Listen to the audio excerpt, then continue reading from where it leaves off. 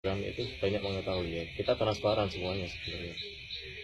Nah dari sinilah kemungkinan ya itu tadi intinya rasio PHBA itu minus tidak terkontrol per hari, dan puncaknya itu pertengahan Januari kita udah nggak kuat karena apa, aset tinggal yang berupa benda atau barang, dan pastinya kalau berupa barang atau benda itu memerlukan waktu untuk menjualnya. Dari situ saya langsung share ke, saya pun salahnya seperti ini, saya tidak mengontrol.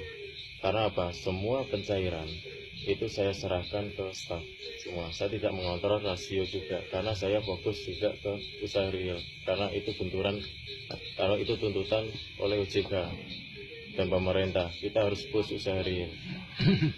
Nah, untuk klarifikasi, kenapa aset dari dulu itu berupa barang, mobil, rumah.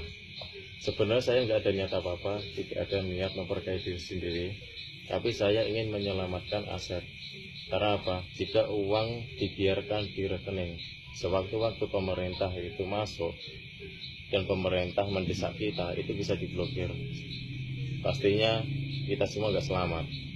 Itu kenapa dari dulu aset saya keluarkan berupa barang, dan barang ini harus bisa cepat dijual, bahkan menguntungkan.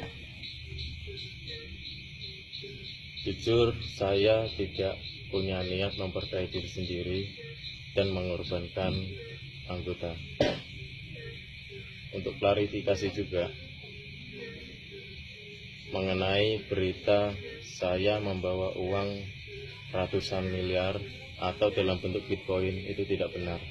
Bisa dicek, silakan dicek mutasinya keluar ada nggak segitu, dan itu tidak benar. Saya cuma membawa uang seperlunya, dan aset saya tinggalkan semua. Ada surat-surat yang saya bawa, dan sebenarnya itu mau saya serahkan. Cuman kenapa saya waktu ada tim audit saya meninggalkan Bogor, jujur saya terdesak dan saya merasa ada ancaman di situ. Saya merasa ada provokasi. Itu kenapa saya ingin menyelamatkan keluarga saya. Tapi demi Allah saya tidak niat untuk kabur. Saya ingin menyelesaikan ini semua, dan saya ingin mempertanggungjawabkan ini semua. Itu kenapa saya masih di sini. Saya ingin ketemu dengan kawan-kawan, dan saya ingin semua ini selesai dengan baik dan tidak ada yang dirugikan, sesuai dengan dasar Kompleks 500 berdiri, kekeluargaan, kesejahteraan, dan tidak ada yang dirugikan.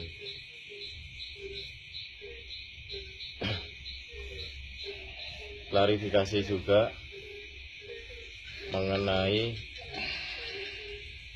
uang penarikan 800 juta di Mandiri.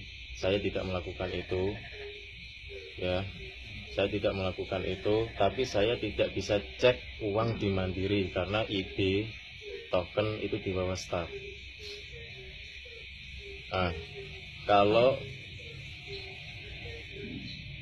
untuk Mandiri itu ada 2 miliar deposito yang cair akhir bulan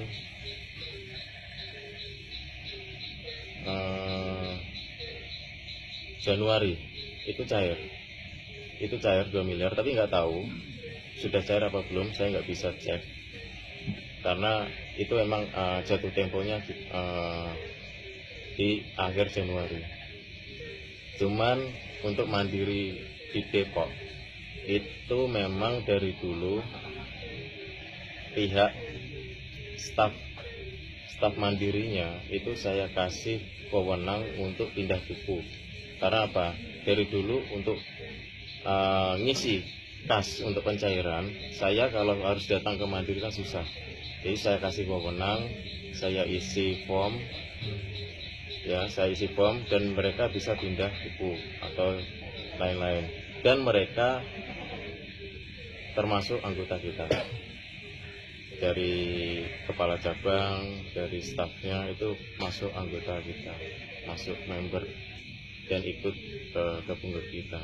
Ya, saya nggak tahu, saya nggak bisa cek karena dari dulu untuk yang megang IP, megang ATM semuanya itu saya serahkan ke staf.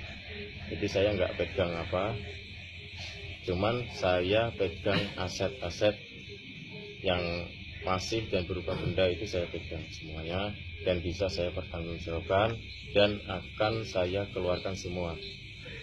Di sini sebagai tanggung jawab saya siap untuk dimiskinkan, saya siap untuk dari nol lagi, saya siap untuk apabila di penjara saya siap, dan saya siap menyerahkan nyawa saya sekalipun. Intinya saya ingin semua ini dapat berjalan kembali pastinya. Karena apa? Jika tidak berjalan lagi banyak sekali yang dirugikan dan itu jujur dari pribadi saya tidak ingin itu terjadi. Saya mengingat kita adalah semuanya adalah keluarga. Saya mengingat banyak sekali yang ingin menggantungkan hidupnya di Komplek 500, yang menggantungkan cita-citanya dengan target-targetnya di Komplek 500 untuk hidup lebih baik lagi, ekonomi lebih baik lagi. Semoga jika ada solusi kita bangkit lagi, ayo kita bangkit lagi, semoga bisa. Walaupun saat ini atau nantinya saya sudah tidak dipercaya lagi, tapi jika sampai bisa bangkit lagi, saya siap mendukung dan saya siap untuk berusaha sebaik-baiknya walaupun semuanya dari nol. Saya serahkan semuanya. Untuk aset sudah saya rinci.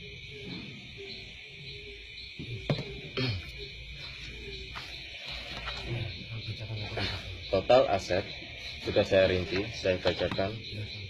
Yang aset di Bogor dan Surabaya semuanya ya. Ruko di Cibinong 4 ruko senilai estimasi ya 10 miliar 400 juta. Rumah di Metro Cibinong 2 rumah senilai 2,5 miliar. Rumah di Atmosfer Sentul 1 rumah senilai 2,5 miliar. Mobil Hummer 1 unit senilai 800 juta.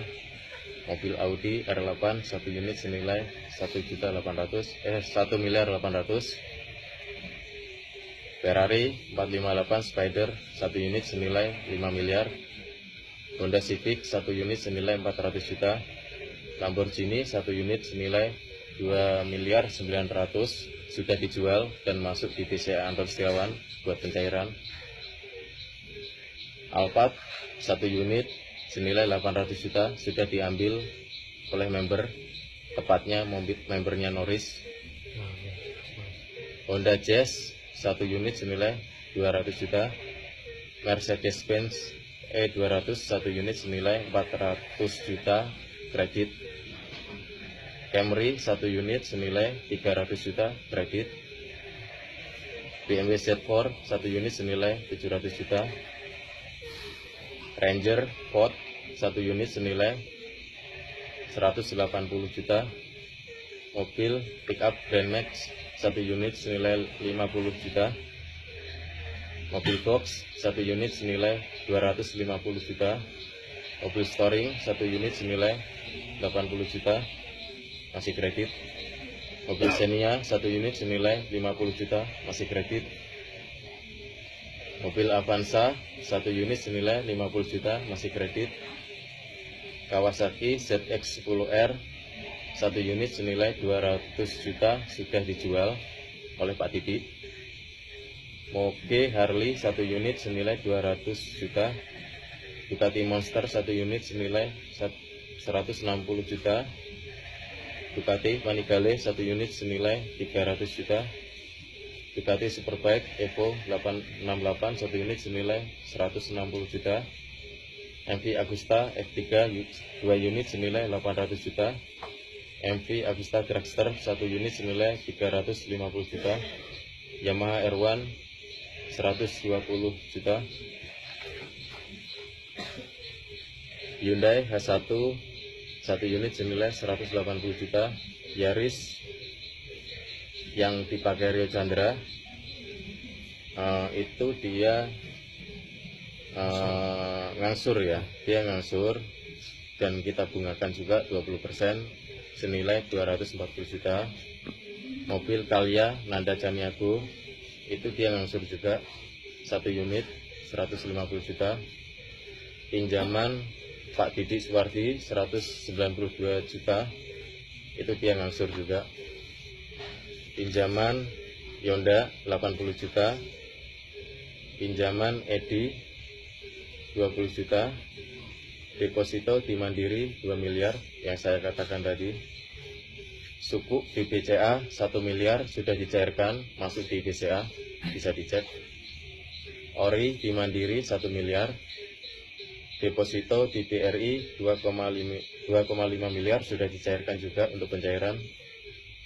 Pabrik Garmen di Cicadas senilai 6,5 miliar, deposito di BNI atas nama Yudi Sukmayadi 1 miliar, rumah di Gria Bukit Jaya Blok M10 senilai 600 juta, rumah di Gria Bukit Jaya Blok M12 senilai 300 juta, rumah di Gria Bukit Jaya Blok M15 senilai 450 juta, kontrakan 7 pintu di Gria senilai 100 juta, rumah di GBJ 2 800 juta yang ditinggalin Pak Beni, rumah di Victory Gria Bukit Jaya 1 300 juta, rumah di GBJ Blok T 150 juta, rumah di GBJ Blok I 200 juta, usaha dari Entin Mulyati, ini estimasi aja.